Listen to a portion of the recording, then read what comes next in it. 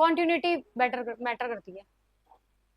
हमारे यहाँ sir college sir की वीडियोस आने लगे, पहले दिन आए थे तो मैं उनको सिखाया बोर्ड कैसे। नहीं, ये सब हम लोग तो थोड़ा बहुत जानते हैं।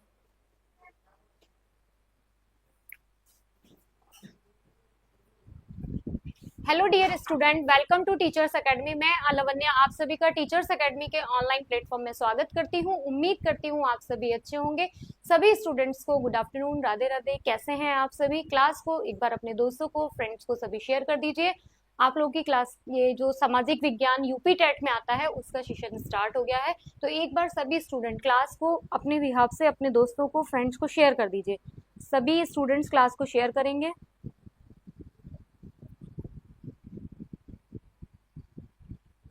जितने भी स्टूडेंट्स हैं क्लास को एक बार अपने दोस्तों को, फ्रेंड्स को शेयर कर दीजिए। देन उसके बाद हम देखते हैं सभी स्टूडेंट्स और हम स्टार्ट करते हैं अपने सेशन को।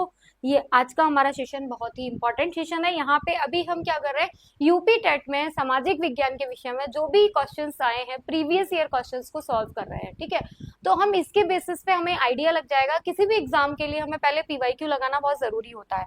तो एक बार क्लास को आप लोग भी शेयर कर दीजिए, मैं भी शेयर कर देती हूँ। सभी लोग क्लास को शेयर कर दीजिए अपने दोस्तों को, फ्रेंड्स को, सभी को अपने सर्कल में, जहां भी जिसको।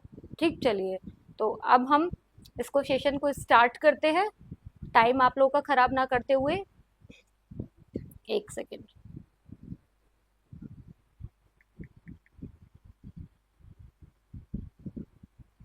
चलिए ठीक, चलिए हाँ, अब हमारा स्टार्ट करते हैं। हम क्वेश्चन नंबर 1 स्टार्ट होता है हमारा, स्क्रीन पर देखिएगा। देखिए ये यूपी टेट का है आपका। अब देखिए यहाँ पे यह कौन निश्चित करता है कि कोई विधेयक धन विधेयक है या नहीं। देखिए आप लोगों ने पढ़ा होगा कि धन विधेयक, वित्त विधेयक, ये सब चीजें पढ़ी होंगी, है ना। तो कोई विधेयक धन विधेयक है या नहीं है, ये कौन तय करता है, इस बात को हमें पूछना, बताना है। भारत का राष्ट्रपति, भारत के वित्त मंत्री, राज्यसभा के सभापति, लोकसभा का स्पीकर। बताइए कौन करता है।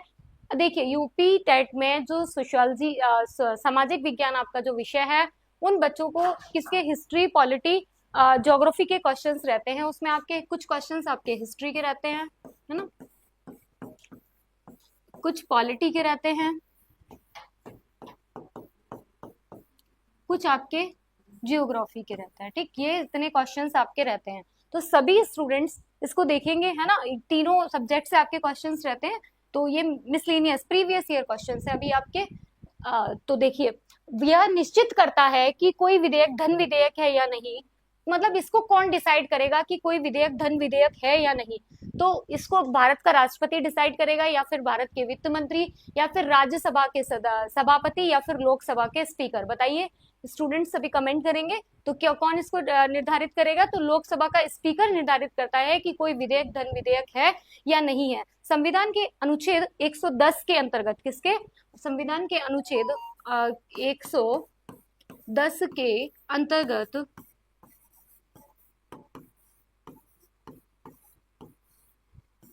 संविधान के अनुच्छेद 110 के अंतर्गत धन विधेयक से संबंधित प्रावधान है। किसके, धन विधेयक अंतर्गत, धन विधेयक से संबंधित प्रावधान है।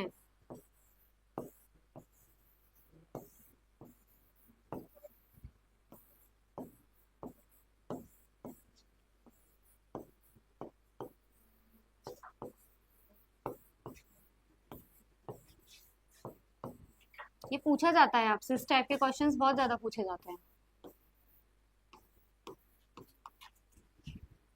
तो ये सारे क्वेश्चंस आपके आएंगे कि यह कौन निर्धारित करता है कि विधेयक है। तो अब आपसे पूछा जाएगा कि कौन सा ऐसा अनुच्छेद है। तो अनुच्छेद कौन सा है आपका, 110। 110 धन विधेयक से संबंधित है, तो क्या होगा इसका, लोकसभा का स्पीकर। तो एक बार आप लोग का होमवर्क है 110 अनुच्छेद को एक बार डीप में जाके पूरा अच्छे से पढ़ लीजिएगा।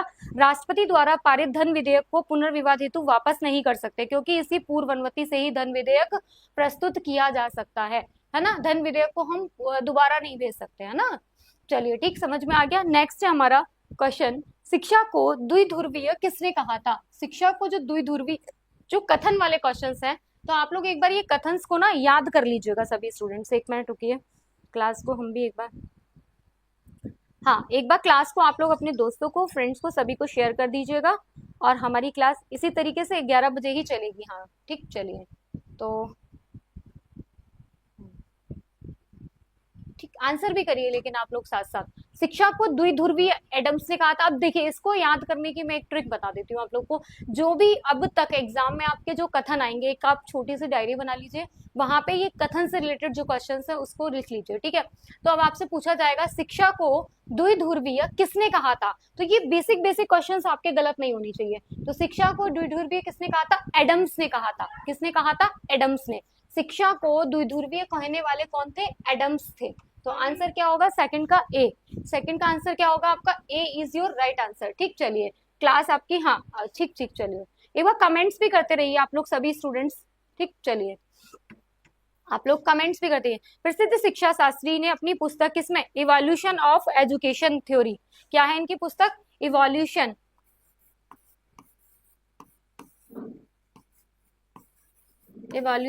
ऑफ, क्या है लिख लीजिए, इवोल्यूशन ऑफ एजुकेशन थ्योरी।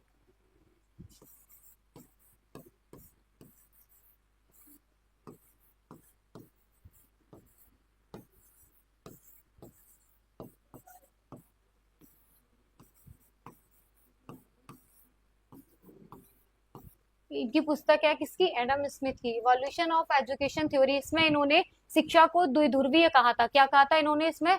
शिक्षा को द्विध्रुवीय कहा था। ठीक, चलिए नेक्स्ट क्वेश्चन आता है हमारा। उच्च प्राथमिक स्तर पर कौन सा विषय सामाजिक अध्ययन में सम्मिलित नहीं है?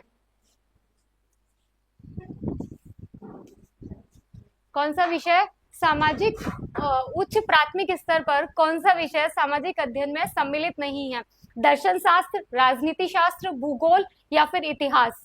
आंसर करिए क्वेश्चन नंबर थर्ड, और थर्ड का सभी स्टूडेंट आंसर करेंगे एक बार। थर्ड का आंसर करिए सभी स्टूडेंट्स। दर्शन शास्त्र, राजनीति शास्त्र, भूगोल, इतिहास, बताइए। उच्च प्राथमिक स्तर पर कह रहा है, किस पे कह रहा है? उच्च प्राथमिक स्तर पर कौन सा ऐसा विषय है जो सामाजिक अध्ययन में शामिल नहीं है ना? प्राथमिक स्तर की बात कर रहा है। साथ में आप इसको अंडरलाइन करेंगे, प्राथमिक स्तर को। किसको अंडरलाइन करेंगे बेटा? प्राथमिक स्तर को अंडरलाइन कर लीजिए, ठीक है। तब कह रहा है उसमें दर्शन शास्त्र नहीं है, राजनीति शास्त्र नहीं है, भूगोल नहीं है, इतिहास नहीं है। बताइए, आंसर करिए। बहुत ही बेसिक क्वेश्चन है, क्वेश्चन नंबर थर्ड। थर्ड का आंसर करेंगे आप लोग, क्या होगा? तो देखिए राजनीति शास्त्र भी है, भूगोल भी है, इतिहास भी है। देखिए जैसे प्राथमिक स्तर पर हम लोग पढ़ रहे हैं तो पढ़ रहे हैं ना, लेकिन दर्शन शास्त्र आपका नहीं है, तो क्या होगा? इसका आंसर नहीं पूछ रहा है, तो ए इज योर राइट आंसर। ठीक, हाँ जय श्री राम जी ने आंसर इसका सही दिया है। आंसर क्या होगा इसका? दर्शन शास्त्र। नेक्स्ट क्वेश्चन आता है, निम्नांकित में से कौन सा व्याख्यान विधि का गुण नहीं है? क्या कह रहा है? व्याख्यान विधि का गुण नहीं है। कौन सा ऐसा है जो व्याख्यान विधि का गुण नहीं है? एक सेकेंड, चलिए, हाँ व्याख्यान विधि का गुण नहीं है। कौन सा ऐसा जो व्याख्यान विधि का गुण नहीं है? क्वेश्चन नंबर 4 की बात करेंगे हम। और इस पहले ना हमें क्वेश्चंस को, ये यूपी टेट के जो क्वेश्चंस आते हैं ना, उसमें हमें क्वेश्चंस को अगर अच्छे से पढ़ लिया तो आंसर उसका आपका वही बहुत ज्यादा टफ क्वेश्चंस नहीं होते हैं। लेकिन हमें क्वेश्चन एक बार अगर आप एनसीईआरटी पढ़ लेंगे ना तो ये क्वेश्चंस आपके कभी गलत नहीं होंगे। समय व शक्ति की बचत होती है। क्या कह रहा है ये? व्याख्यान विधि जो है उस पर समय व शक्ति की क्या होती है? बचत होती है। तर्क एवं चिंतन शक्ति का विकास होता है। पाठ्य पुस्तक को अधिक स्पष्ट किया जा सकता है। विद्यार्थियों में स्वास्थ्य की किसकी? स्वाध्याय की आदत पड़ती है। तो क्वेश्चन नंबर 4 को हम एक बार देखेंगे बहुत ही अच्छे से। तो क्या होगा इसका आंसर? बताएंगे सभी बच्चे, है ना? तो एक बार देखेंगे तो क्या कह रहा है? गुण नहीं है व्याख्यान विधि का। तो व्याख्यान विधि जब हम करते हैं, जैसे एक्सप्लेनेशन जो होता है, समय व शक्ति की बचत होती है। भाई जब हम व्याख्या में पढ़ेंगे तो समय तो ज्यादा लगेगा। तर्क व चिंतन शक्ति का विकास होगा, है ना? बिल्कुल होगा। जब आप किसी चीज को डीप में डिस्कस करेंगे, व्याख्या करेंगे उसकी, तो तर्क लगेगा कि नहीं लगेगा? ये चीज ऐसे क्यों हुई, इसके कारण क्या हो सकते हैं? व्याख्या में यही तो होता है, इसका रीजन क्या हो सकता है। तो समय भी लगेगा, शक्ति भी बचत होगी, है ना? और आपकी तर्क और चिंतन शक्ति का भी विकास होगा। फिर आपका आता है पाठ्य पुस्तक को अधिक स्पष्ट किया जाएगा, लेकिन विद्यार्थियों में स्वाध्याय की आदत पड़ती, ये नहीं होगा। तो क्वेश्चन नंबर 4 में डी नहीं होगा आपका आंसर, ठीक है? डी आपका नहीं होगा।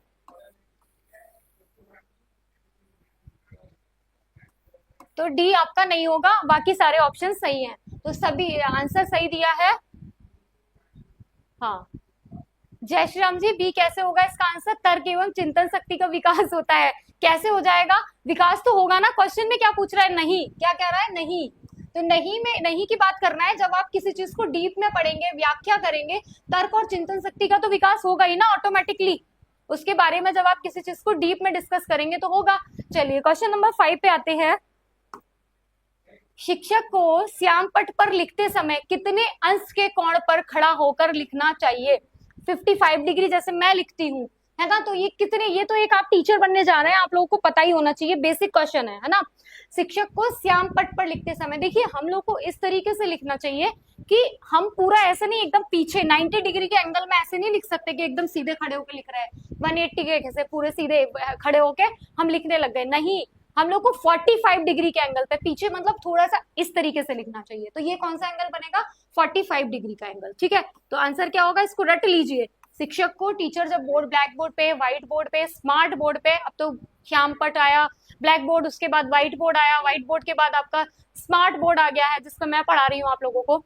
तो शिक्षक को श्याम पट पर लिखते समय, अब आएगा स्मार्ट बोर्ड पर लिखते समय कितने अंश के कोण पर खड़ा होकर लिखना चाहिए? तो 45 डिग्री के एंगल पर खड़े होकर लिखना चाहिए। आंसर इसका 5 होगा। चलिए नेक्स्ट क्वेश्चन आता है स्क्रीन पर, चलिए देखेंगे। सामाजिक अध्ययन शिक्षण का उद्देश्य क्या है? जो हम सामाजिक अध्ययन पढ़ते हैं उसके शिक्षण, उसकी पैडागॉजी, उसकी चीज का उद्देश्य क्या है? अल्टीमेट मतलब उसको हम क्यों पढ़ते हैं, है ना, पढ़ क्यों रहे हैं उस चीज को हम? तो सांस्कृतिक विरासत का विकास करने के लिए, राष्ट्रीय एकता और अंतरराष्ट्रीय विकसित समझने के लिए, अच्छे नागरिक होने के लिए, मतलब जो हम सामाजिक अध्ययन करते हैं वो क्यों करते हैं बताइए। कमेंट करेंगे सभी स्टूडेंट्स एक बार फटाफट से, कितने, हाँ कमेंट करेंगे सभी स्टूडेंट्स एक बार।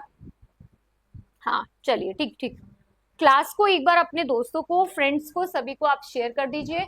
और ये क्लास आप लोग के लिए, यूपी टेट वाले बच्चों के लिए इंपॉर्टेंट सेशन है, ठीक है। और इसमें मैं आपको एक एनसीईआरटी सीरीज भी कराऊंगी स्टार्ट जल्दी ही, तो वहां पे हमारी जल्दी स्टार्ट होने वाली है एनसीईआरटी सीरीज, ठीक, उसको भी हम डिस्कस करेंगे, बहुत ही जल्दी स्टार्ट करूंगी मैं एनसीईआरटी सीरीज आप लोगों के लिए वहां, ठीक। चलिए, है ना, तो उसमें वो सीटेट वाले बच्चों के लिए भी इंपॉर्टेंट होगी, ठीक है, सीटेट वालों के लिए भी इंपॉर्टेंट होगी, ठीक। चलिए क्वेश्चन नंबर 6 का आंसर करेंगे आप लोग। सामाजिक शिक्षण अध्ययन का उद्देश्य क्या है? तो बेसिक है, ये तो सबको पता चल गया होगा। वेरी गुड, आंसर आपने एकदम सही किया है, सभी स्टूडेंट्स आंसर बहुत सही कर। देखिए, सांस्कृतिक विरासत का विकास करना, राष्ट्रीय एकता को अंतरराष्ट्रीय समझदारी। जब हम सामाजिक अध्ययन, समाज अध्ययन पढ़ते हैं, जैसे मान लीजिए आप कोई भी सब्जेक्ट पढ़ रहे हैं, है ना, किसी सोशल साइंस से रिलेटेड, ठीक है, तो सांस्कृतिक विरासत का विकास हो ही रहा है ना, कि हम अपनी संस्कृति की पुरानी चीजों के बारे में जान रहे हैं, राष्ट्रीय एकता और अंतरराष्ट्रीय समझ को क्या कर रहे हैं, विकसित कर रहे हैं, वेरी बिल्कुल, और एक अच्छा नागरिक होने का वो भी कर रहे हैं। तो क्या होगा इसका answer? D is your right answer, ठीक है। देखिए यूपी टेट का पेपर में ना सोशल साइंस बहुत भारी नहीं आती है, लेकिन आती थी। अब जो आएगा ना वो पेपर का लेवल ऐसा नहीं, इससे थोड़ा हाई रहेगा, क्योंकि पेपर बहुत दिन बाद हो रहा है, इसलिए हम लोगों को तैयारी में लग जाना है। अब हमारे पास समय ही कहाँ बचा है, 2 से 3 महीने बचे हुए हैं, उसमें हमें अपने एग्जाम को किसी भी तरीके से पास करना ही है।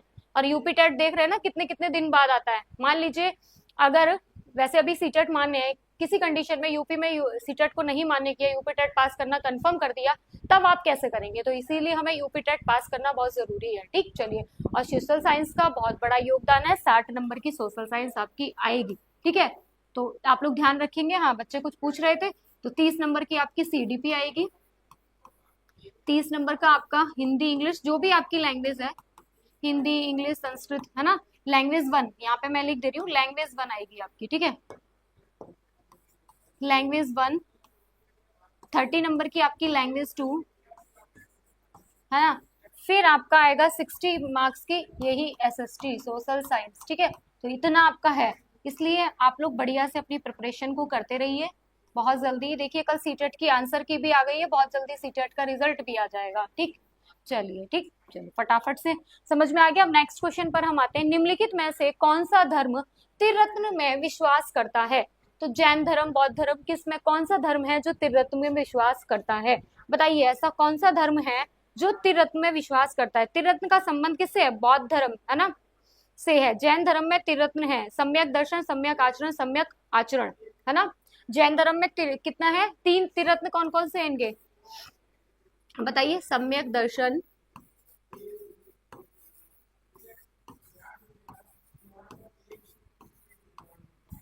सम्यक आचरण,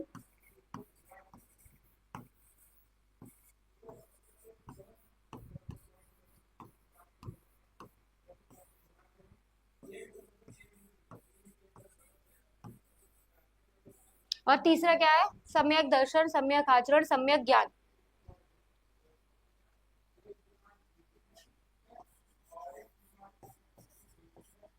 तो क्या हो जाएगा इसका आंसर? डी, जैन धर्म। ठीक है, आंसर क्या हो जाएगा इसका? डी, जैन धर्म। Very good.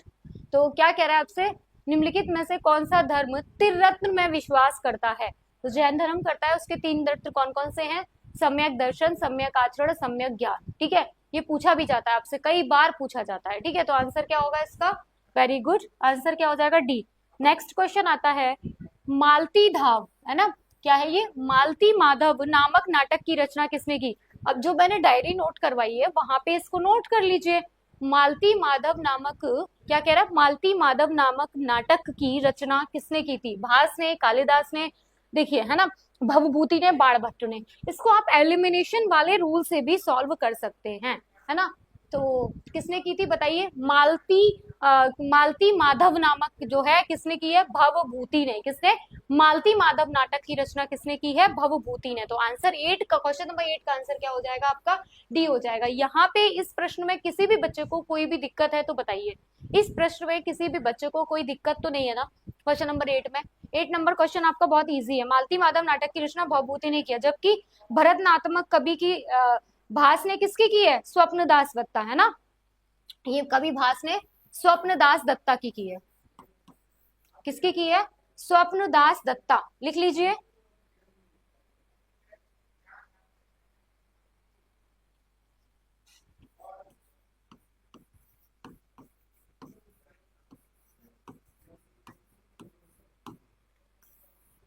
है ना, बाणभट्ट ने किसकी की है बताइए? जबकि कादम कादम्बरी की बाणभट्ट ने।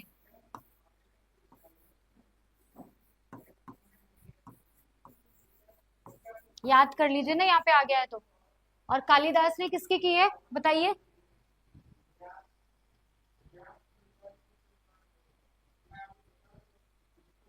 कालिदास ने तो बहुत सारी की है ना, मेघदूत, रघुवंश, है ना, ये सब। ठीक है, समझ में आ गया। और इसका आंसर क्या है? मालती माधव वाले का सी इज योर राइट आंसर है। क्या है आपका? भवभूति। ठीक, किसी को कोई दिक्कत ना हो। नेक्स्ट है आपका, दिल्ली में जंतर मंतर का निर्माण किसने करवाया था? देखिए, धरना प्रदर्शन ज्यादातर दिल्ली में जब होता है तो कहाँ होता है? जंतर मंतर में। कहाँ होता है? जंतर मंतर में। तो क्या कह रहा है? दिल्ली में जंतर मंतर का निर्माण किसने करवाया था? दिल्ली में जो जंतर मंतर का निर्माण है वो किसने करवाया? कीर्ति सिंह ने, अजीत मल ने, विजय सिंह ने, जय सिंह द्वितीय ने। बताइए किसने करवाया है? फटाफट फटाफट आंसर करेंगे सभी स्टूडेंट, एक बार जल्दी से आंसर करिए आप लोग।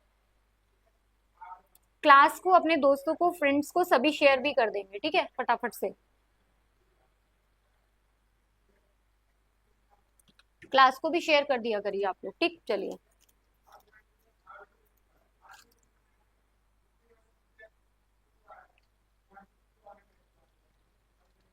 जय सिंह ने, है ना।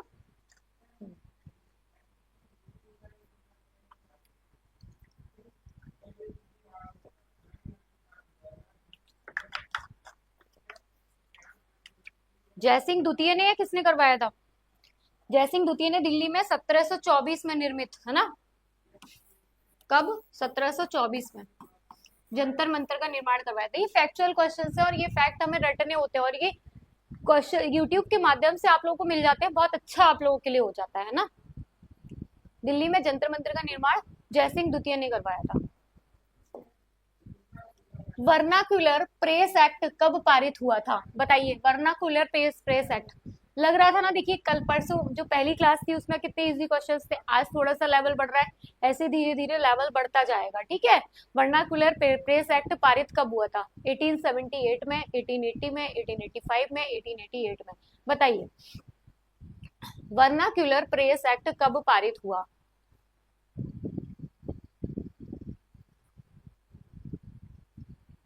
कब पारित हुआ था बताइए? आंसर नहीं आ रहा है किसी का।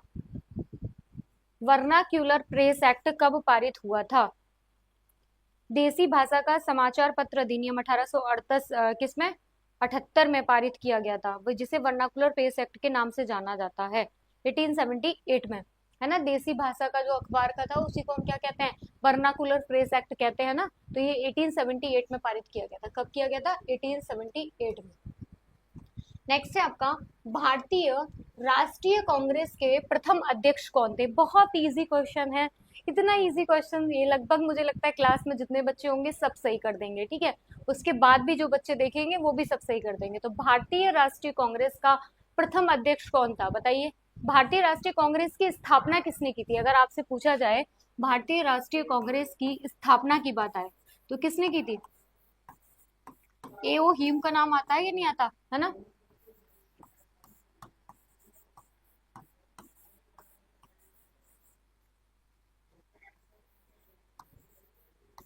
किसने किया था? राष्ट्रीय, इसका जो है किसने किया था? एओ, भारतीय राष्ट्रीय कांग्रेस की स्थापना 1885 में एओ हुई, है ना, व्योमेश चंद्र बनर्जी, किसमें? 1885 में की थी।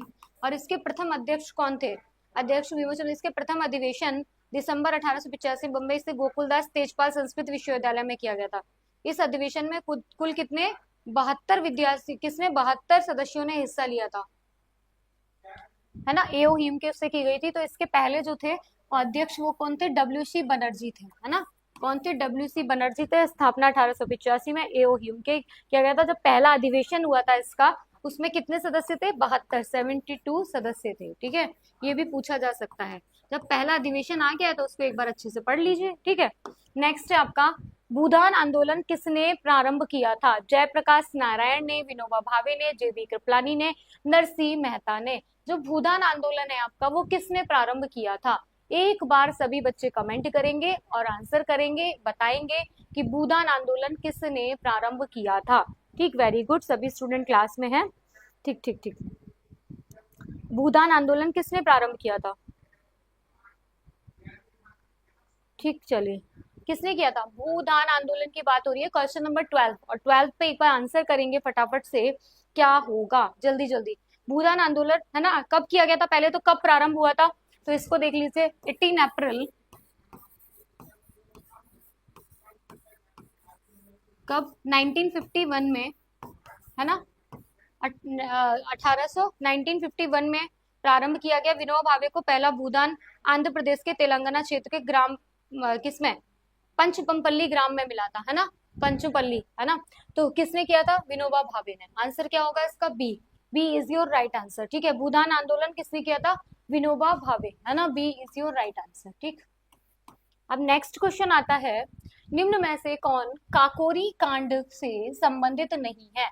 भगत सिंह, अशफाकुल्ला खां, रामप्रसाद बिस्मिल, राजेंद्र लाहिड़ी। बताइए कौन ऐसा है जो आपका संबंधित नहीं है? किससे? काकोरी कांड से संबंधित नहीं है। तो हमें यहाँ पे ये भी जानना होगा कि हम काकोरी कांड था क्या, किस चीज से काकोरी कांड संबंधित था।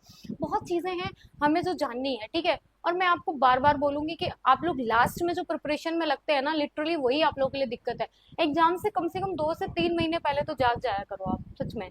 वरना किसी भी एग्जाम को पास करने के लिए 6 से 7 महीने हमें छोटे एग्जाम्स के लिए मैं कह रही हूँ, यूपीएससी पीसीएस जैसे एग्जाम के लिए तो कम से कम सिलेबस पूरा करने में 1 से 1.5 साल लग जाते है ना। तो हमें अपने एग्जाम्स को, अपनी चीजों को सही तरीके से करना है, ठीक। देखिए, हिंदुस्तान रिपब्लिकन एसोसिएशन के क्रांतिकारियों द्वारा 9 अगस्त 1925 को सहारनपुर के, है ना, कब? 9 अगस्त 1925 को सहारनपुर के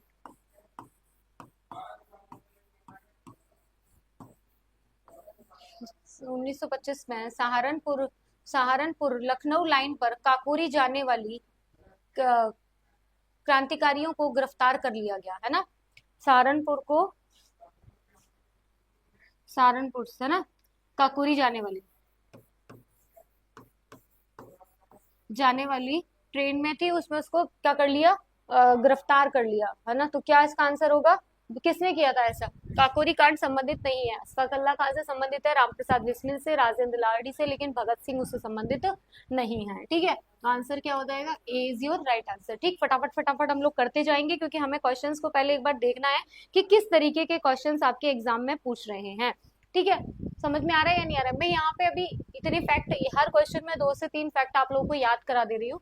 बाकी की जब हम थ्योरी वाली क्लास करेंगे तो वहां पे पूरा डीप डिस्कशन करेंगे। और अभी हम जैसे जैसे अभी क्लासेस स्टार्टिंग है, तो आप लोगों को भी हैबिट बनानी है पढ़ने की, धीरे धीरे धीरे धीरे सब सही हो जाएगा। ठीक, चलिए नेक्स्ट है आपका सुबंधु, घटकपर, क्षणकपक, वीरसेन, इन सभी में क्या समानता थी? यह सभी गुजरात के शासक थे, यह सभी बौद्ध धर्म के प्रचारक थे, यह सभी चंद्रगुप्त विक्रमादित्य के दरबार में थे, यह सभी जैन धर्म के प्रचारक थे। बताइए क्वेश्चन नंबर 14 और 14 का सभी स्टूडेंट आंसर करेंगे, क्या होगा बताइए।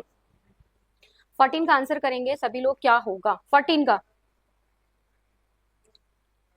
बहुत इजी क्वेश्चन है भाई, 14 का आंसर करें फटाफट से, है ना। फर्स्ट 14 का आंसर करेंगे आप लोग जल्दी से।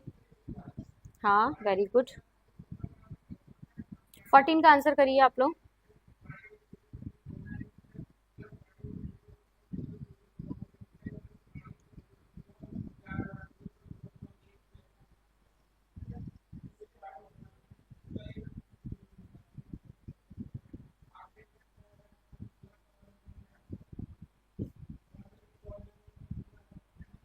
ठीक, मैं आप लोग को देख रही थी कमेंट्स वगैरह, तो क्या होगा, यह सभी चंद्रगुप्त विक्रमादित्य के दरबार में थे। किसमें थे? यह सभी चंद्रगुप्त विक्रमादित्य के दरबार में थे। नेक्स्ट है आपका निम्न में से, इसको देखिए आपको मिलाना है, निम्नलिखित में से कौन सा सही सुमेलित है? चौसा का युद्ध, घाघरा का युद्ध, कन्नौज का युद्ध, हल्दी घाटी का युद्ध, बताइए कौन सा किससे सुमेलित है? यहाँ आज की क्लास में हमें ये याद हो जाएगी, डेट याद हो जाएगी कि कौन सा युद्ध कब हुआ था, बहुत ही अच्छे से हम इसको याद कर लेंगे और डेट के साथ याद करेंगे क्योंकि ये पूरे डेट के साथ पूछे जाते हैं। तो देखिए चौसा का युद्ध आपका 26 जून 1539 को हुआ था, इसमें लिख लीजिए चौसा का युद्ध 26 जून 1539 को, इसको लिख लीजिए, है ना। 26 जून 1539 को आपका चौसा का युद्ध हुआ था। और फिर आपका घाघरा का युद्ध 6 मई 1529 को हुआ था। घाघरा का युद्ध 6 मई 1529 को हुआ था। ठीक, क्लास में ही याद करवा दूंगी मैं। फिर कन्नौज का युद्ध आपका कब हुआ था? देखिए कन्नौज का युद्ध 17 मई 1540 को, 17 मई 1540 को। और ये आपका हुआ था हल्दी घाटी का युद्ध 18 कैसे, है ना, ठीक है, 1576 में। कब हुआ था? 18 जून 1576 को। कब हुआ था ये? 18 जून 1576 में हुआ था। ठीक ठीक, चलिए अब देखिए इसको करते हैं हम। पहला चौसा का युद्ध आपका 26 जून 1539 को हुआ है। चौसा का युद्ध कब हुआ है? 26 जून 1539, 26 जून 1539, है ना। फिर आपका आता है घाघरा का युद्ध कब हुआ है? 6 मई 1529, 6 मई 1529, डेट के साथ याद करो इसको। कन्नौज का युद्ध आपका 17 मई 1540 को हुआ है। हल्दी घाटी का युद्ध आपका 18 जून 1576 को हुआ है। ठीक है, यहाँ तक किसी भी बच्चे को कोई दिक्कत? ऐसे ही हमें क्लास में ये चीजें रट लेनी है बेटा, ये पूछा जाएगा आपसे। ठीक है, फैक्ट, टेट पास करने का मतलब फैक्ट आपको, है ना।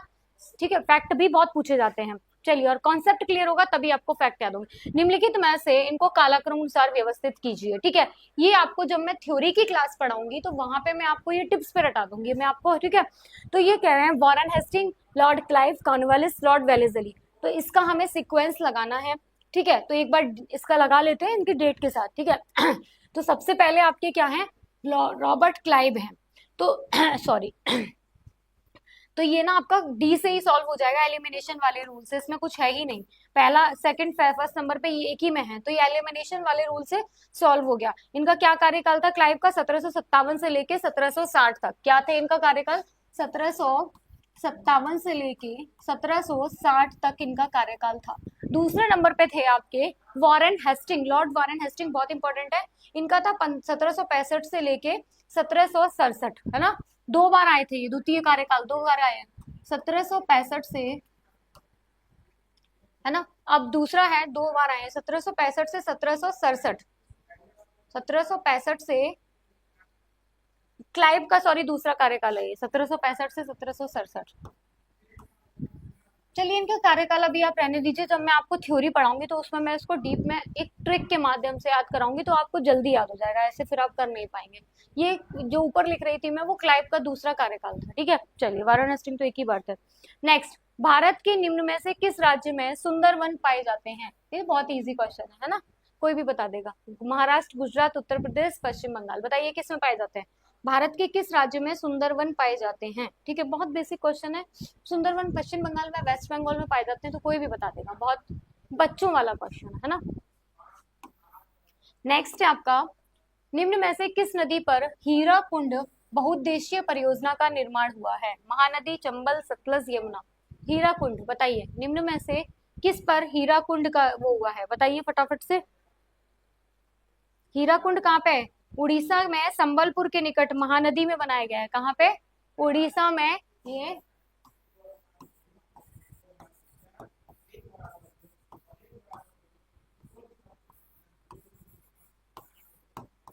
उड़ीसा में महानदी के तट पर है ना। कहाँ पे बनाया गया ये? उड़ीसा में महानदी के तट पर। अब नेक्स्ट क्वेश्चन है हमारा, समझ में आ रहा है आप लोगों को? किसी भी स्टूडेंट को कोई दिक्कत तो नहीं हो रही ना यहाँ तक? हाँ चलिए, अब क्वेश्चन नंबर 19 करते हैं हम। निम्न में से कौन सा विश्व का सबसे बड़ा उष्ण मरुस्थल है? किसका? विश्व का सबसे बड़ा उष्ण मरुस्थल क्या है? कालाहारी मरुस्थल, आटाकामा मरुस्थल, सहारा मरुस्थल, बार मरुस्थल। बताइए क्या कह रहा है? विश्व का सबसे बड़ा उष्ण मरुस्थल कौन सा है? आंसर करेंगे, विश्व का सबसे बड़ा उष्ण मरुस्थल कौन सा है। क्लास चल रही है भाई आपकी, कोई दिक्कत नहीं है, ठीक है। विश्व का सबसे बड़ा उष्ण मरुस्थल कौन सा है? उष्ण मरुस्थल की बात कर रहा है और विश्व की बात कर रहा है ना।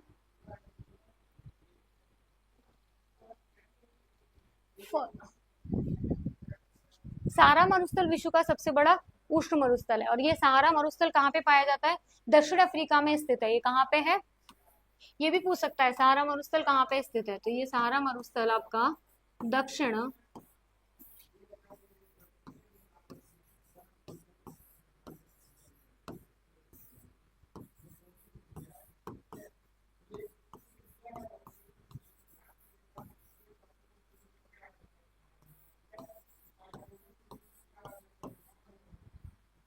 नेक्स्ट है मधुबनी लोक कला शैली किस राज्य से संबंधित है?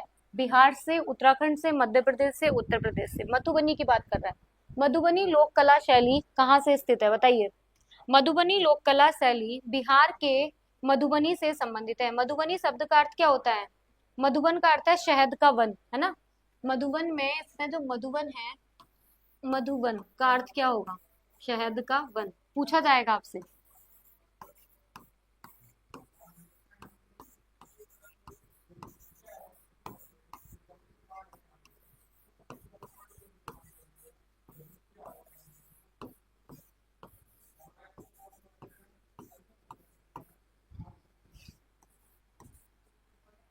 तो बिहार से, ठीक है, बिहार के मधुबनी जिले से।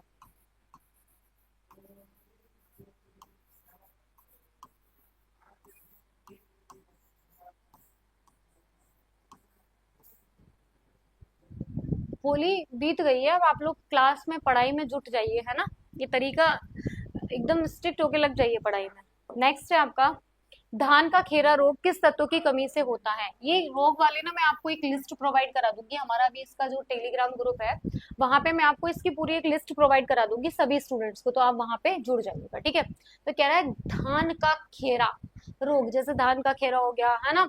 और जैसे एक गेहूं में कौन सा रोग जो बहुत बार बार पूछा, नाइट्रोजन, लोहा, जिंक, पोटास। बताइए जो धान का खेरा रोग है वो किसके लिए किस में होता है? धान का खेरा जस्ते की कमी से होता है। इस रोग में धान की पत्तियों के हल्के रंग कैसे हो जाते हैं? पीले हो जाते हैं। कैसे हो जाते हैं? धान की खेती के ना इनके रंग हो जाते हैं, वो कैसे हो जाते हैं? पीले हो जाते हैं, जिंक की कमी से, है ना। पूछा जाता है धान के खेरे में क्या होता है, निम्नलिखित में से क्या लक्षण होता है? तो पत्ते का रंग कैसा हो जाएगा? पीला।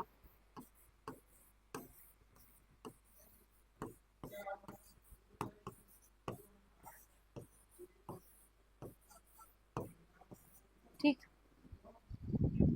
क्लास एक बार आप लोग की जिम्मेवारी है इस क्लास को अपने दोस्तों को, फ्रेंड्स को, सभी को शेयर करना, ठीक है। तो सभी स्टूडेंट सभी को शेयर करेंगे साथ साथ। नेक्स्ट है हमारा, आलू क्या है, कैसे है? ये देखो, आलू हेल्दी ये सब पूछे जाते हैं, ये पता होना चाहिए। तो जब मैं आपको एक बार क्लास एनसीईआरटी में थ्योरी, जब भी यूट्यूब पर ही थ्योरी पढ़ाऊंगी, पहले आप लोग जुड़ जाए, उसके बाद तो वहां पे मैं आपको पूरी चीजें बहुत बेसिक से अच्छे से समझाऊंगी। तो आलू क्या है? जड़ है, तना है, पुष्प है, पत्ती है। बताइए आलू है क्या? आलू इसमें से क्या है? आलू एक तना है, इसका उद्गम स्थान दक्षिण अमेरिका के पेरू का है। आलू क्या है? एक तना है, और इसका जो उद्गम स्थान है,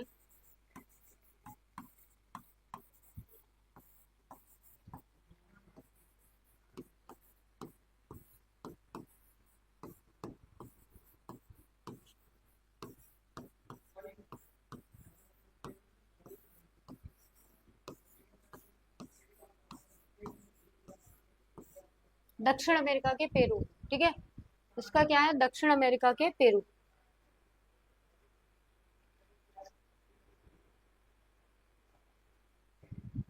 दक्षिण अमेरिका के पेरू से।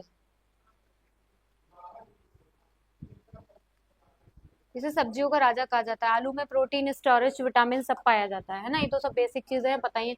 खरीफ की फसल, देखिए रबी की फसल होती है, जायद फसल होती है, खरीफ फसल होती है ना। तो ये आपसे पूछा जाता है। इसमें बच्चे बहुत कंफ्यूज हो जाते हैं। हमें ये तीनों चीजें बहुत अच्छे से याद होनी चाहिए। खरीफ की फसल कौन सी है, रबी की फसल कौन सी है, जायद की फसल कौन सी है ना।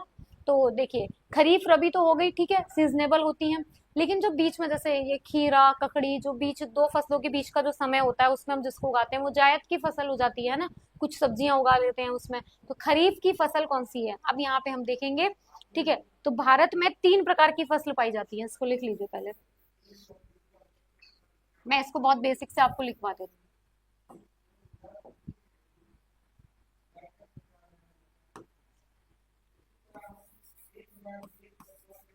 भारत में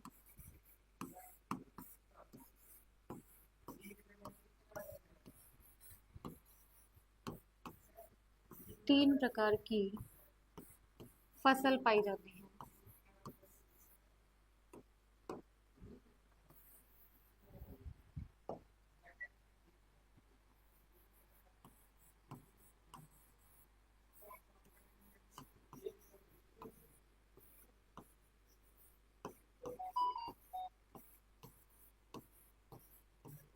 कौन कौन सी हैं? पहली लिखिए, खरीफ की फसल।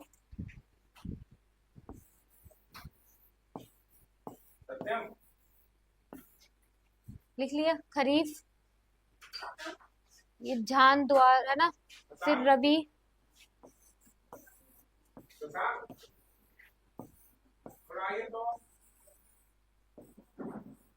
तीसरा जायद।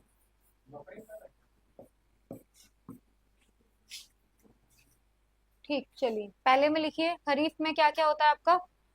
धान, ज्वार, बाजरा, है ना।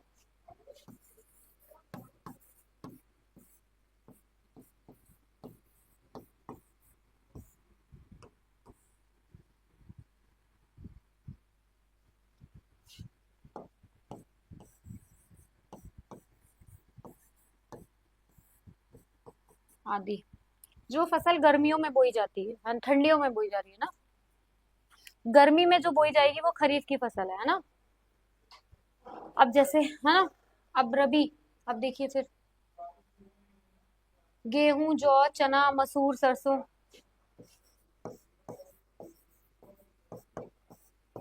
गेहूं, जौ, चना, मसूर। इसीलिए तो देखो, बाजरे को हम लोग कब खाते हैं? सर्दी में खाते हैं, है ना, क्योंकि गर्मी में बोया जाता है, गर्म उसका होता है। ठीक है। और चावल ये गेहूं को हम कब खाते हैं? गर्मियों में, है ना। ऑल ओवर खाते हैं, लेकिन गेहूं, है ना। तो ठीक है, ये है। अब जायद में आपका क्या हो जाएगा? खरबूजा, तरबूज, ककड़ी, जो खरबूज, तरबूज, ककड़ी, एटसेट्रा, बहुत सारे हैं अभी। ठीक है, ये चीजें समझ में आ रही हैं आप लोगों को या नहीं आ रही है? यहाँ तक किसी भी स्टूडेंट को कोई दिक्कत तो नहीं हो रही ना? समझ में आ रही है सभी को? उम्मीद है कि समझ में आ रही होगी। हाँ बिल्कुल, सभी स्टूडेंट क्लास में हैं अभी बढ़िया से। चलिए, समझ में आ रही है खरीफ की फसल।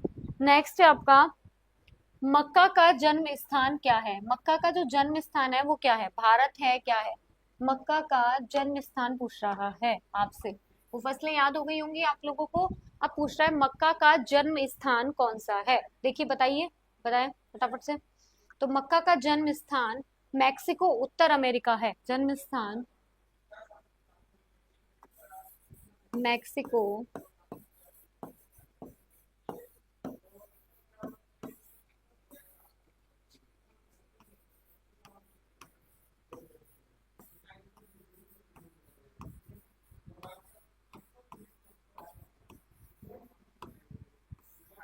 क्या है, मैक्सिको उत्तर अमेरिका है।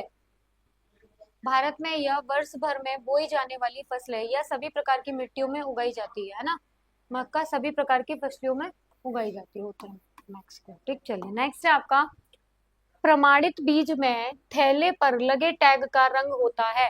प्रमाणित बीज में जो थैले का जो टैग लगा होता है उसका रंग क्या होता है, नीला, सफेद, लाल, पीला, कैसा होता है बताइए। प्रमाणित बीज में जो थैले पर टैग का रंग होता है वो नीला होता है, सफेद होता है, पीला होता है। ये सब चीजें बेसिक हैं, हमें पता होनी चाहिए। अगर हम थोड़ा सा भी जागृत रहे ना, सोए ना रहे इतना, तो सब चीज हमें याद रहे।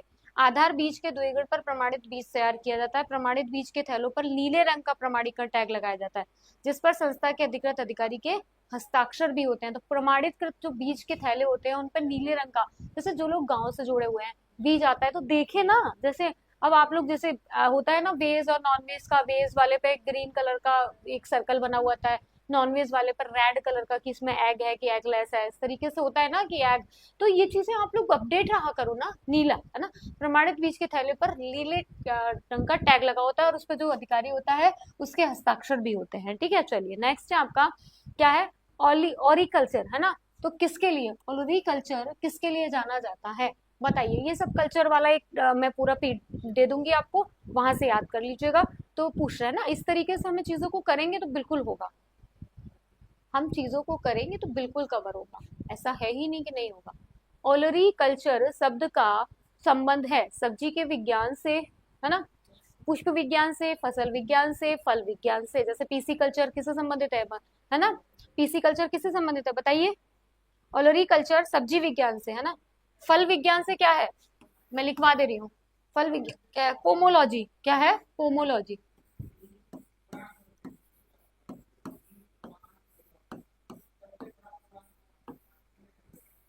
फिर फल विज्ञान से क्या होगा आपका,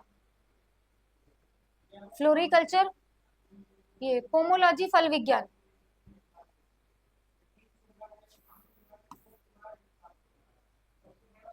ओलोरीकल्चर सब्जी विज्ञान, सॉरी।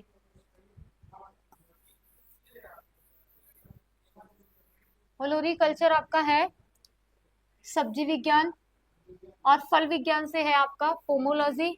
फिर आपका फसल विज्ञान से संबंधित है, ऐसे लिख दे रही हूँ वरना कंफ्यूज आएंगे। फसल विज्ञान से आपका संबंधित है एग्रीकल्चर।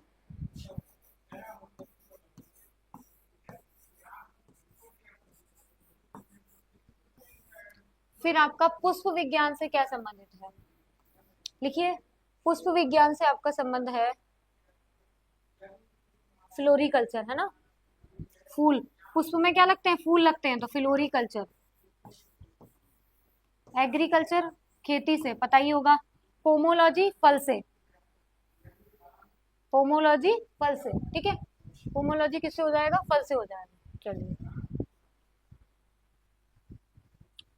फलों को पकाने के उपयोग में किया जाता है मेथेन, एथिलीन, सल्फ्यूरिक अम्ल, ग्लूकोज से। तो बेसिक है कि एथिलीन का प्रयोग किया जाता है फलों को पकाने के लिए, है ना। तो बहुत बेसिक क्वेश्चन है, फलों को पकाने के लिए किसका प्रयोग किया जाता है, एथिलीन का प्रयोग किया जाता है। बहुत बेसिक क्वेश्चन है, कोई उसमें है नहीं बहुत बड़ा, मतलब कि आपको दिक्कत होगी उससे, है ना। फलों को पकाने के लिए एथिलीन का प्रयोग किया जाता है। ठीक, चलिए नेक्स्ट है आपका, पपेन का स्रोत क्या है। आम है, बेल है, पपीता है, केला है, बताइए। पपेन का जो है वो क्या है। वेरी गुड, बच्चे क्लास में हैं आप लोग, ठीक ठीक। चलिए आंसर भी करते रहिए ना, आप लोग रिस्पॉन्स नहीं कर रहे हैं, साथ साथ रिस्पॉन्स भी कर दीजिए, है ना। पपेन का पपीता में पाया जाने वाला एंजाइम है। पपीता विटामिन ए का क्या है, पपीता जो है हमारा विटामिन ए का मुख्य स्रोत है। किसका स्रोत है, विटामिन,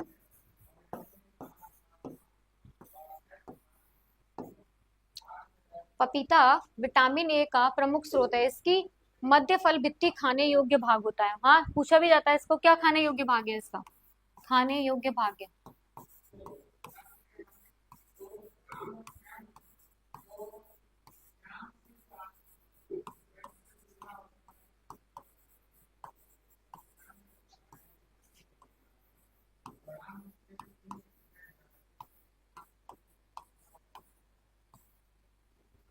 मध्य फल भित्ति खाने योग्य फल भाग, ठीक है। चलिए नेक्स्ट क्वेश्चन आता है, लीची फल का कौन सा भाग खाया जाता है? अब आपको यहाँ से क्या पता चल गया, कौन से फ्रूट्स का कौन सा भाग खाया जाता है, ये क्वेश्चन हमें सॉल्व करना है ना। तो लीची फल का कौन सा भाग खाया जाता है? फल भित्ति, मध्य फल भित्ति, मांसल एरल, अंत फल भित्ति। बताइए, 29 का आंसर करेंगे सभी स्टूडेंट्स, तो पता समझ में आएगा। लीची है ना, तो लीची का क्या खाया जाता है? मांसल एरल खाया जाता है ना, लीची का मांसल एरल खाया जाता है। फल भित्ति किसका खाते हैं? देखिए इसको कर लेते हैं। अमरूद का हम क्या खाते हैं? पूरी तरीके से अमरूद को खाते हैं ना, तो उसका फल भित्ति है ना अमरूद। अब देख लीजिए, अमरूद जैसे जो भी होंगे, जैसे सेब हो गया, जैसे फल भित्ति खाते हैं इनको। मध्य फल भाग अब हम किस किस का खाते हैं? जैसे पपीता का मध्य फल भाग खाते हैं, ये किसका खा रहे हैं? पपीता। अंतः फल भित्ति किसकी खा रहे हैं? जिसको छील के वैसे खा रहे हैं, है ना, तो जैसे बेल है ना, बेल हो गई। ऐसे अब आप अंदाजा लगा लीजिएगा। केले का कौन सा भाग खाते हैं, ये बता सकते हैं आप लोग। राष्ट्रीय खेल दिवस मनाया जाता है। अब यहाँ से हमें पता चल गया कि हमें दिवस भी याद करने हैं, है ना। और दिवस ऐसे नहीं कि लूसन टुरा के सारे रटने लग गए। आपके जो एग्जाम से 6 महीने साल भर पहले जो इम्पोर्टेंट कुछ रहे हैं, कुछ अचीवमेंट्स रहे हैं, उसको करंट के तरीके से अगर अपडेट करके देखेंगे तो आपको वहां से क्वेश्चन मिल जाएगा। राष्ट्रीय खेल दिवस मनाया जाता है, बताइए, बहुत बेसिक क्वेश्चन है। राष्ट्रीय खेल दिवस कब मनाया जाता है? राष्ट्रीय खेल दिवस 29 अगस्त को मनाया जाता है। कब मनाया जाता है राष्ट्रीय खेल दिवस? 29 अगस्त को। राष्ट्रीय खेल दिवस 29 अगस्त को मनाया जाता है ना, है ना।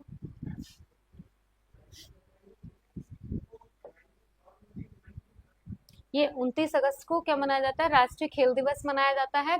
अब आप लोगों को किसी भी स्टूडेंट को कोई दिक्कत है तो बताइए, हम उस चीज को डिस्कस कर लेते हैं। आप लोगों की क्लास की टाइमिंग रहेगी 1 ही बजे की। और हाँ, मैं आपको कुछ चीजें समझा देती हूँ अभी सभी स्टूडेंट्स को। देखिए, आप लोगों की मैं यहाँ पे 11 बजे क्लासेस लूंगी। यहाँ पे अभी हम 8 से 10 दिन और यही प्रीवियस ईयर क्वेश्चंस करेंगे। उसके बाद मैं कुछ आपको न्यू क्वेश्चंस कराऊंगी, है ना, न्यू क्वेश्चंस, क्योंकि सारा आपका एग्जाम प्रीवियस ईयर क्वेश्चन से पास नहीं होने वाला है। न्यू क्वेश्चंस को हम प्रैक्टिस करेंगे, किस तरीके से आएंगे। देन मैं आप लोगों को एनसीईआरटी भी कराना स्टार्ट करूंगी, ठीक है। एनसीईआरटी सीरीज कराऊंगी जिसमें आपको 6 to 8 की, है ना, 6 to 8 की एनसीईआरटी पूरी मैं कवर कराऊंगी थ्योरी के साथ आपको, ठीक है। 6 to 8, तो उस चीज को हम बहुत अच्छे से कवर करेंगे, बढ़िया से सारे स्टूडेंट्स मिलके। और किसी स्टूडेंट को अगर इसमें अभी भी फिलहाल कोई दिक्कत है, कुछ भी है, तो कमेंट करके पूछ सकते हैं आप लोग। और एक बार हमने जितने भी क्वेश्चंस किए हैं उनको हम फटाफट से एक बार रिवाइज कर लेते हैं, तो सारे क्वेश्चंस हमें रिवाइज हो जाएंगे, है ना। 10 मिनट, लास्ट के 2 से 3 मिनट में देखिए फटाफट फटाफट, है ना, यही सबसे अच्छा तरीका होता है रिविजन का।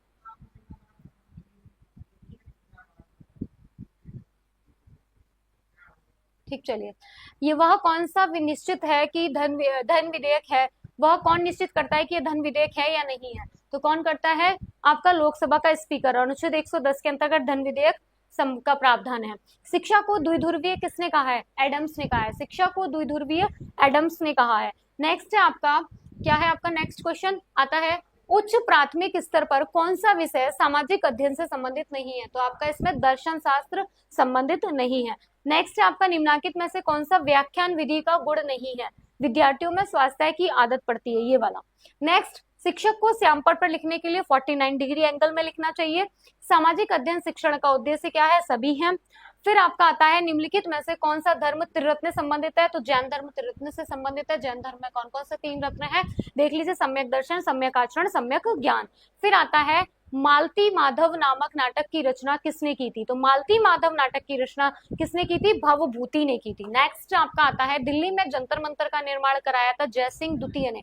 कब करवाया था? 1724 में जय सिंह द्वितीय ने दिल्ली में जंतर मंतर का निर्माण करवाया था। ठीक, नेक्स्ट क्वेश्चन आता है, वर्नाकुलर प्रेस एक्ट 1878 में फिर भारतीय राष्ट्रीय कांग्रेस के प्रथम अध्यक्ष कौन थे? डब्ल्यू.सी. बनर्जी। भारतीय राष्ट्रीय कांग्रेस की स्थापना 1885 में किसने की है? किसने की है? भारतीय राष्ट्रीय कांग्रेस की स्थापना 1885 में किसने? ए.ओ. ह्यूम के द्वारा की गई है। फिर आता है आपका भूदान आंदोलन विनोबा भावे से संबंधित है। फिर नेक्स्ट है आपका निम्नलिखित में से कौन काकोरी कांड से संबंधित नहीं है? भगत सिंह, आसफ कल्ला, राम प्रसाद बिस्मिल, राजेंद्र लाहिड़ी संबंधित है। क्या है? सुबंधु घटक पर सड़क पर वीरसेन किससे संबंधित है? यह सभी चंद्रगुप्त विक्रमादित्य के दरबार में थे। फिर आपका चौसा का युद्ध कब हुआ? 1539 में। घाघरा का युद्ध 1529 में। कन्नौज का युद्ध 1540 में। हल्दी घाटी का युद्ध 18 जून 1576 को। एटलीस्ट हल्दी घाटी के युद्ध की तो पूरी डेट याद कर ही लीजिएगा, 18 मई 1576, 18 मई 1576। ठीक, नेक्स्ट है आपका निम्नलिखित को कालानुक्रम व्यवस्थित करें। क्या होगा इसका आंसर? ये एक बार देख लीजिएगा, इसको मैं सीक्वेंस याद करा दूंगी। भारत में निम्न में से किस राज्य में सुंदरवन पाए जाते हैं? तो पश्चिम बंगाल में सुंदरवन पाए जाते हैं। निम्न में से किस नदी पर हीराकुंड बहुउद्देशीय परियोजना है? ये महानदी में है, उड़ीसा पर। विश्व का सबसे बड़ा उष्ण मरुस्थल क्या है? सहारा। सहारा मरुस्थल सबसे बड़ा उष्ण मरुस्थल है। कहाँ पे है ये? दक्षिण अफ्रीका में स्थित है। मधुबनी कहाँ? बिहार की है। धान का खेरा रोग किस तत्व की कमी से होता है? जिंक की कमी से होता है। आलू क्या है आपका? एक तना है। खरीफ की फसल क्या है आपकी? भारत में 3 प्रकार की, खरीफ, रबी और जायद। खरीफ की फसल आपकी क्या है? धान, ज्वार, बाजरा। तो गेहूं आपकी क्या है? इसमें पूछ रहा है आपसे खरीफ की फसल क्या है, तो इसका आंसर करेंगे आप लोग क्या है? धान। खरीफ की फसल क्या है? धान। ठीक है, अच्छा। नेक्स्ट है आपका मक्का का जन्म हुआ था अमेरिका में। फिर होगा प्रमाणित बीजों के थैले पर नीले रंग का टैग होता है ना? कैसा टैग लगाया जाता है? नीले रंग का। ओलेरीकल्चर शब्द आपका किससे संबंधित है? सब्जी उत्पादन से। पुष्प विज्ञान किससे है आपका? फ्लोरिकल्चर से। पुष्प पे क्या लगते हैं? फूल लगते हैं, तो फ्लोरिकल्चर हो गया। फसल विज्ञान एग्रीकल्चर। फल विज्ञान पोमोलॉजी। ठीक है, चलिए। फलों को पकाने के लिए एथिलीन का प्रयोग किया जाता है। पपेन पपीता का है, खाने योग्य, विटामिन ए होता है, खाने योग्य भाग है। मध्य फल बित्ती। ठीक है। फिर आपका आता है राष्ट्रीय खेल दिवस 29 अगस्त को मनाया जाता है। ठीक है, देखिए मैंने 2 से 3 मिनट में आपको पूरा एक बार क्विक रिवीजन करा दिया है ना। कुछ नहीं, इसी तरीके से हम पढ़ते जाएंगे। एग्जाम टैट निकालना बहुत टफ नहीं है, लेकिन क्वांटिटी आपको बनानी पड़ेगी, क्लासेस आपको रेगुलर लेनी पड़ेंगी। तो एक बार जितने भी बच्चे आज क्लास में थे वो अपने फ्रेंड्स को सभी को शेयर कर दीजिए इस क्लास को, है ना। और क्लास को एक बार अब 11 बजे हम लाइव रहेंगे, डेली रहेंगे, और 11 बजे हम लोग सभी स्टूडेंट्स क्लास में जुड़ेंगे। ठीक है, चलिए फिर मिलते हैं कल। Bye, take care. किसी स्टूडेंट को फिर भी कोई दिक्कत हो तो कमेंट बॉक्स में कमेंट करिएगा, हम लोग आपके क्वेश्चंस को सॉल्व करने का, प्रॉब्लम्स को सॉल्व करने का प्रयास करेंगे। ठीक है, चलिए फिर मैं मिलती हूँ आपसे कल 11 बजे। तब तक के लिए बाय, टेक केयर, अपना ध्यान रखिए आप लोग। चलिए, ओके।